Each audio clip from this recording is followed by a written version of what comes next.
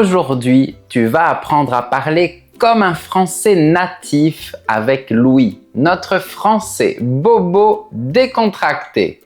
Salut tout le monde! Je suis toujours dispo pour t'aider.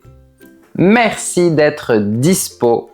Justement, le thème du jour, ce sont les mots coupés qu'on utilise énormément en français. Ouais, c'est vrai, c'est un thème super sympa. En français, on coupe les mots comme si c'était du fromage. C'est ça. Peut-être que tu as déjà entendu des Français dire je vais au resto, merci pour l'info, bon après-midi. Si tu apprends le français, tu connais peut-être les mots complets.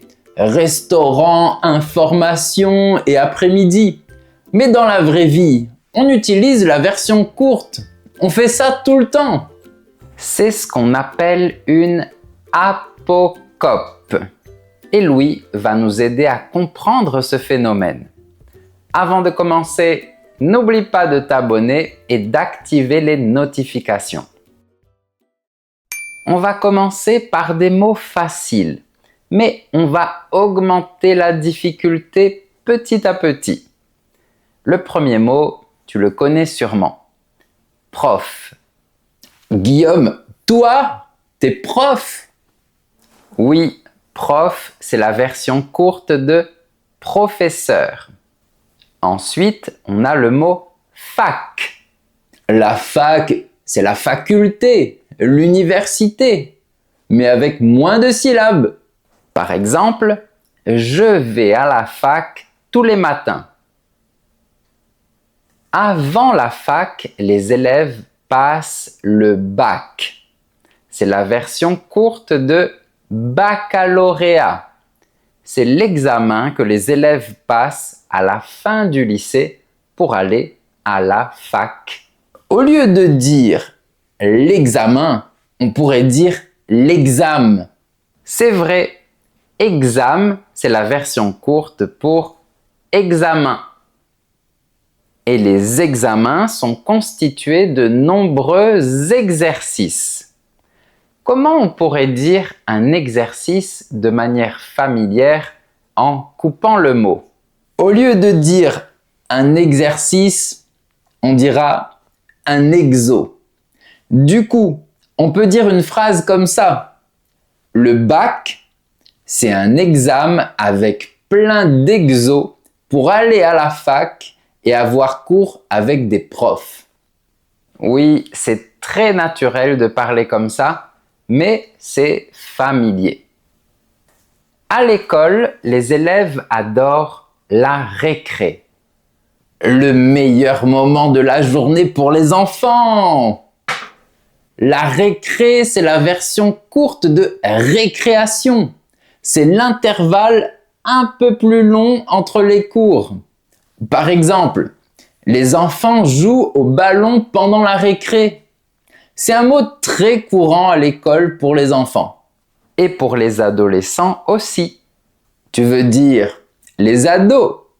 Le mot ado, c'est la version courte pour adolescent ou adolescente. Par exemple, quand j'étais ado, je faisais du skate. Non, Guillaume, je te vois pas faire du skate. Toi, t'étais un intello. C'est pour dire intellectuel. C'est quelqu'un qui aime lire, réfléchir et faire tous les exos du prof. Ouais, c'est vrai. J'étais plus intello. Attention, le mot peut être gentil, neutre ou un peu moqueur selon le ton. Mais je disais ça pour rigoler. C'est parce que je sais que t'aimes chercher tous les mots dans le dico. Donc, t'es un intello. Merci Louis. Tu viens d'utiliser le mot dico. C'est la version courte de dictionnaire. C'est très utilisé.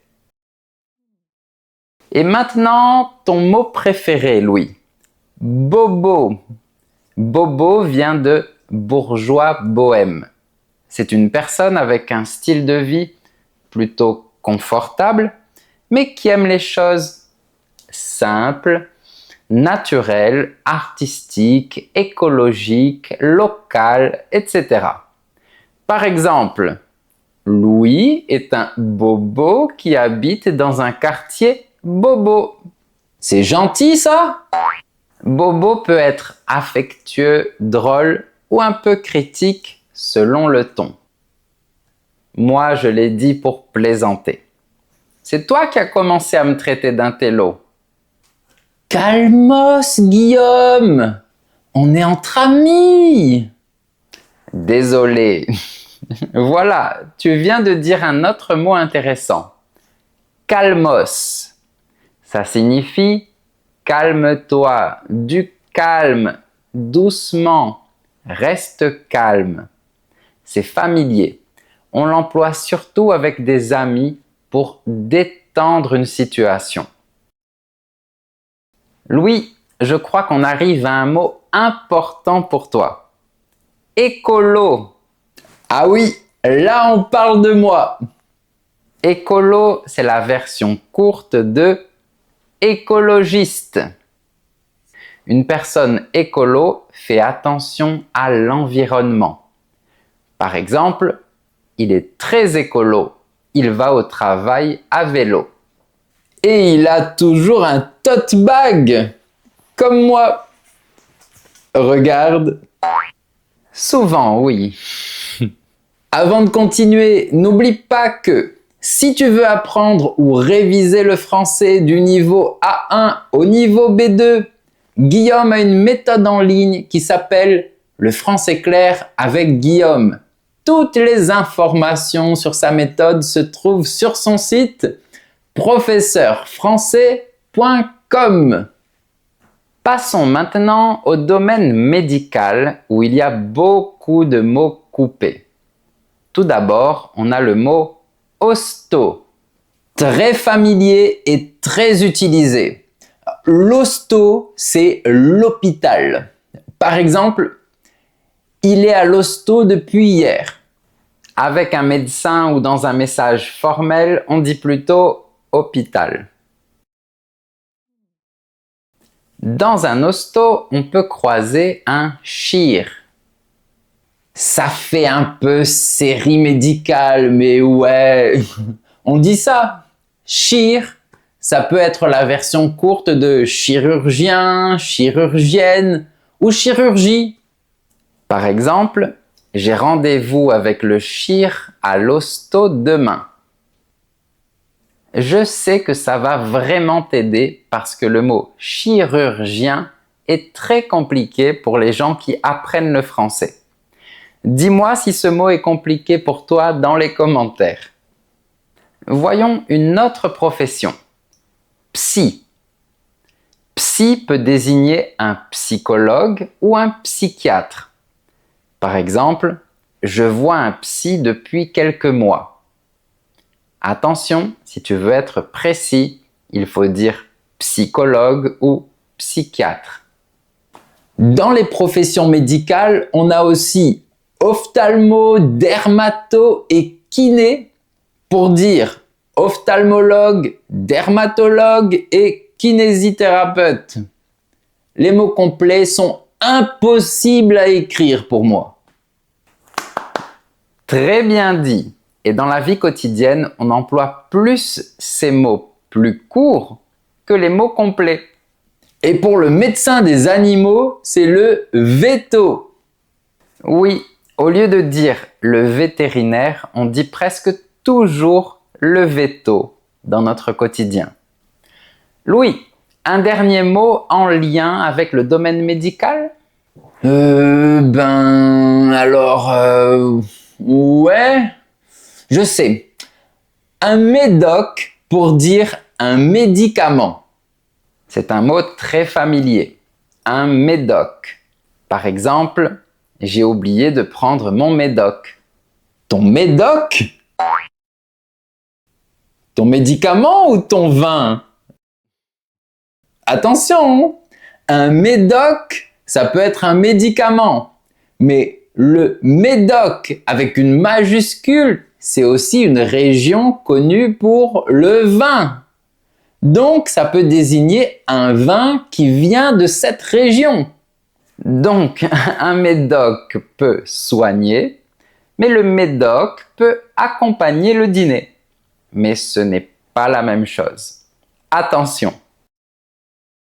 Je voudrais qu'on revienne aux professions, parce qu'il y en a une qu'on coupe souvent.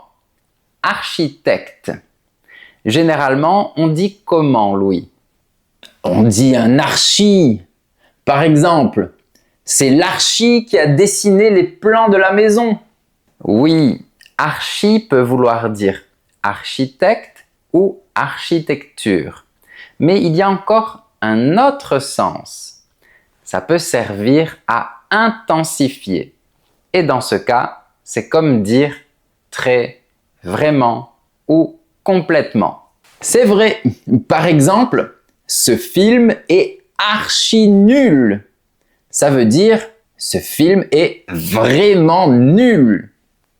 Je pense aussi à un autre mot qu'on emploie très souvent. Si quelque chose se passe très mal, on peut dire c'est la cata. Par exemple, mon examen s'est très mal passé. C'était la cata. Tu utilises ce mot, Louis? Ouais. En fait, je dis plus souvent je suis deg pour dire que je suis dégoûté. Oui, deg peut vouloir dire dégoûté, c'est-à-dire très déçu. Par exemple, je suis deg, le concert est annulé. Je suis dégoûté, je suis très déçu. Mais on peut aussi entendre c'est deg, ou plutôt c'est dégueu, pour dire c'est dégoûtant ou c'est dégueulasse. Ouais, par exemple, ce sandwich est dégueu. Oui, attention, c'est très familier et dégueulasse est plus fort, plus vulgaire que dégoûtant. On va voir des mots plus positifs. J'utilise tout le temps les mots impec et sympa pour dire impeccable et sympathique. Oui, moi aussi je dis souvent ça. Par exemple, tu m'envoies le document demain? Impec. Et si tu trouves que la vidéo est sympa et impec, n'oublie pas de mettre un j'aime, c'est très utile. Je te remercie. Voyons maintenant des mots en rapport avec les repas. On en a plein. Le matin, on dit souvent petit-déj pour petit déjeuner. À midi, c'est l'heure du déj, le déjeuner. Et avant le dîner, on a l'apéro, qui signifie l'apéritif. Oh là là là là, le meilleur moment! C'est le moment avant le repas où on boit quelque chose et où on mange souvent des petits trucs, des olives, du fromage, de la charcute. J'adore! Oui, à l'apéro, on peut manger de la charcute, c'est-à-dire de la charcuterie, comme du jambon ou du saucisson par exemple. Et dans ton pays, on prend l'apéro ou pas? Dis-moi ça dans les commentaires. Si on reste sur le thème de l'apéro et des boissons, on a aussi le mot champ. Pour fêter un événement, certaines personnes disent « Sors le champ ». Qu'est-ce que ça veut dire? Ça veut dire « Sors le champagne ». Oui, champ égale champagne. Mais attention à ne pas confondre ce mot avec champi. C'est différent. Mais carrément différent. Champi, c'est champignon. Exactement. Par exemple, j'ai mis des champis dans la blanquette de veau. Donc, champ dans la coupe, champi dans l'assiette. Très bien. Merci beaucoup Louis. C'était impec et archi sympa. De rien, prof, avec plaisir. Mais je voudrais tester tes élèves et voir s'ils comprennent la phrase que je vais dire. C'est la cata parce que mon ado est à l'hosto. C'est un bon défi. Si tu as compris la phrase de Louis, écris-la dans les commentaires. Si tu connais d'autres apocopes, tu peux aussi les partager avec nous. Pour aller plus loin, va voir la description de la vidéo. Je te laisse plein de liens très utiles. Tu peux aussi retrouver ma méthode, le français clair avec Guillaume, sur mon site professeurfrançais.com. Si tu connais une personne qui aime la langue française comme toi, envoie-lui cette vidéo pour qu'elle parle comme un vrai Français. Et si tu veux soutenir ma chaîne, tu peux rejoindre les membres Super Élèves et avoir accès à du contenu culturel en bonus. À bientôt!